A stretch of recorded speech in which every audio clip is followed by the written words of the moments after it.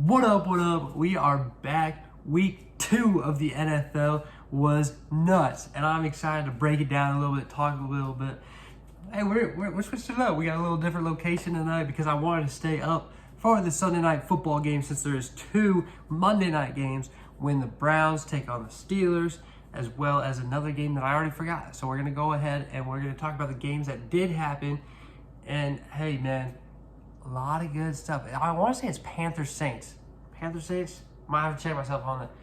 But a lot of fun today. I want to breeze through it real quick because there's some other things I want to talk about that aren't necessary about the games. But let's start off with some of the morning games. Green Bay at Atlanta. Man, they look good. The Packers look good. Jordan Love was slinging the ball, but not as well as Desmond Ridder was in the second half. He was throwing balls on a dime. Hey, he gained a lot of respect from me today. Bijan is that dude, though. He proved himself. That offensive line just manhandled the defensive front from the Packers. It was easy runnings for the Falcons. And that's what they do. That's what they do. And so, hey, good from both offenses, honestly. I liked a lot of what I saw, but the Packers just choked there at the end. There's a lot of comeback games. We had a couple overtime games, including the Seahawks beating Detroit and the Titans coming out and beating the Chargers. The Chargers 0-2. Who would have predicted that? Obviously not me. I'm doing horrible on that, but we're not going to talk about that today. We'll talk about that like Tuesday, Wednesday. I don't know. Joe Burrow. Our Bengals are 0-2. Again, is there anything to worry about? I don't think so. I really don't.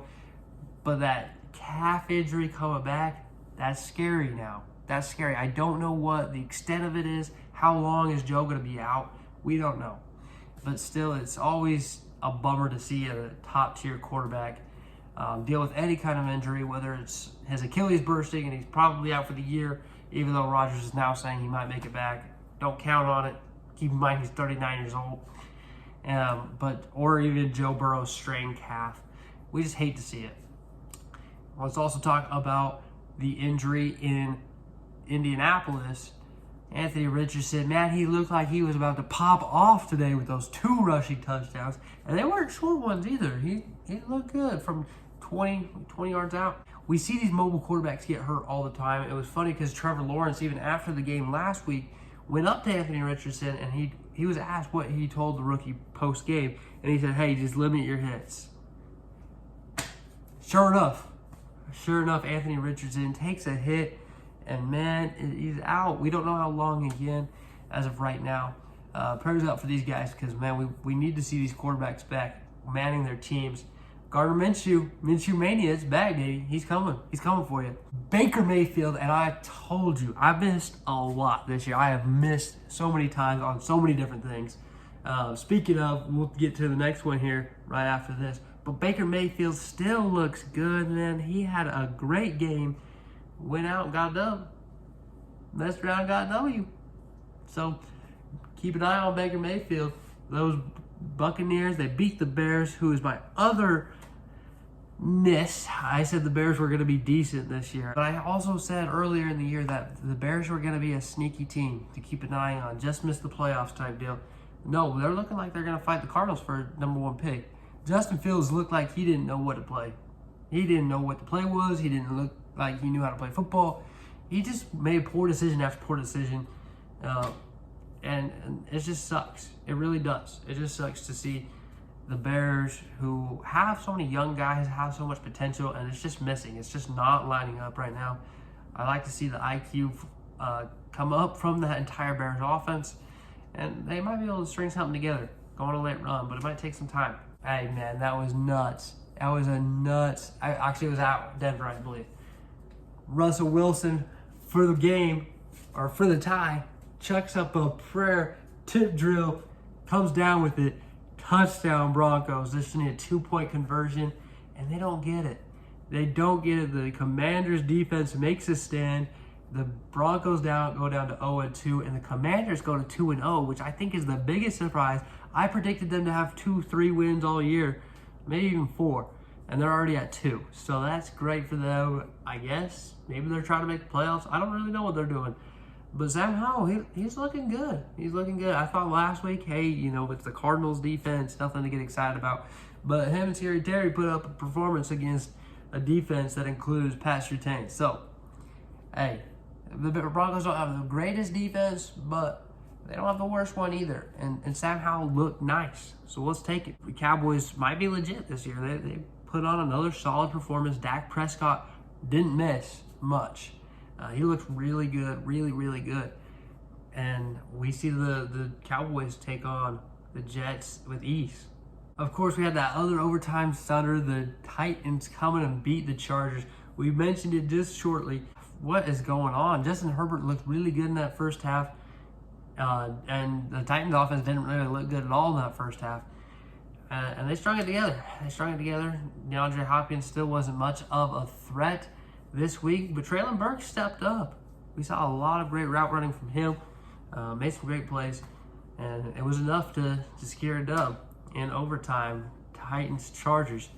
Again, Titans are going to move to 1-1 with our 1-point loss to the Saints last week, while the Chargers go down to 0-2. We talked about the Bengals, we've talked about the Ravens, now up to 2-0, but still not looking pretty in many of their performances. There was a couple great throws by Lamar today that have really gets you excited, right? Especially once we see Lamar probably start breaking down and running a little bit more as the season goes on, especially with the injury to J.K. Dobbins. But the run game is still there today, and nothing to complain about. A lot of good. To wrap up the games for the day, let's just talk about that Sunday Night Football. Pats made it a battle there at the end. Raheem Mostert's big run, though, that was nuts. That was a dagger and a half. That really hurt. But the Pats still came down, marched down the field, and got a touchdown run by Ramondre Stevenson.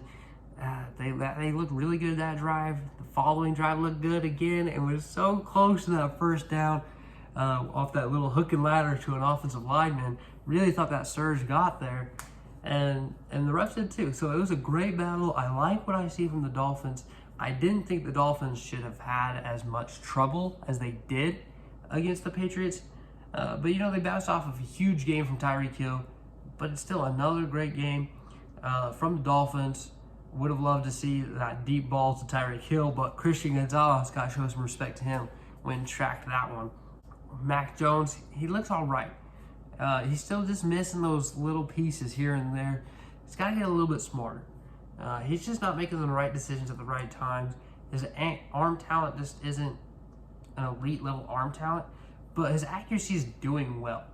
He makes enough plays, right? And he relies on that running game, which is better than expected, I think.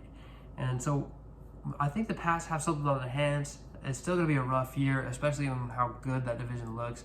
Because I don't sleep on the Jets entirely. Zach Wilson played okay of a game. That defense is going to step up. The running game, you got to expect more from Breece Hall. But, you know, I still think there's a lot to like in the AFC East. Oh, we didn't even talk about the Jacksonville Jaguars and Kansas City Chiefs, which was more of a defensive battle than we thought it would be, more than it should have been. A lot of miscues on both sides. Receivers just, I mean, we knew the KC receivers just weren't good. But it's not like Jacksonville's offense was elite either. 9 points. Do we really expect Trevor Lawrence and Patrick Mahomes' battle to end 9-17? That's ridiculous. The Chiefs are going to figure it out. I have no doubt about that, because they have Andy Reid, because they have Patrick Mahomes. They just need, I think they really need to start running the football a little bit more. Maybe they look and they go out and get a Kareem Hunt back in KC. Maybe they go get Leonard Fournette. I don't know, just some options. I think they need a little bit more of a running game to rely on, since their receivers just aren't good. It's really sad to see when any quarterback goes down, especially the caliber of Aaron Rodgers, especially the likes of a young rookie who showed a lot of flashes of great potential, as in Anthony Richardson, you know, as an elite team, as the Cincinnati Bengals, dealing with their quarterback having a strained calf. Hopefully he's not going to miss too much time, if any, and hopefully it doesn't hinder him for too long as well, because they've got to get back on track, starting 0-2, which they did last year, so I'm still not worried about Cincinnati, but they really do need to start figuring it out. You don't want to turn all the jets on at the midway point. We need to pick up some dubs here. I don't know who they play next, but it's really going to be a big game for them momentum-wise, confidence-wise, self-esteem, right? They got to get rolling. And momentum is huge in sports. We know that. We know that. So you don't want to get too far down either, because momentum up is just as powerful as momentum down. It goes both ways. So let's not skid 3-4 games.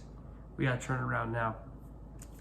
But it's just a darn shame to see a lot of these quarterbacks go out so early. Of course, it's great for the backups to get some good looks. Gardner Minshew, keep an eye out for him.